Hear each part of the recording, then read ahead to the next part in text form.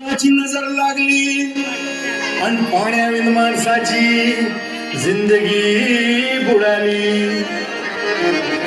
नाही पाणी आभाळात, नाही खोल जमिनीत, नाही पाणी विहिरीत, नाही नदी नाल्यात.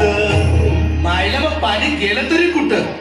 पाणी हरवलं कोणी ते चोरलं, पाणी हरवलं कोणी ते चोरलं.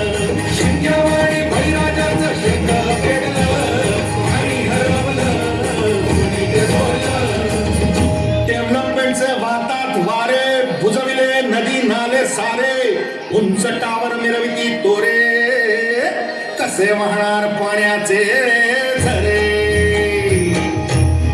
अहो महाराज, पण आता करायचं तरी काय?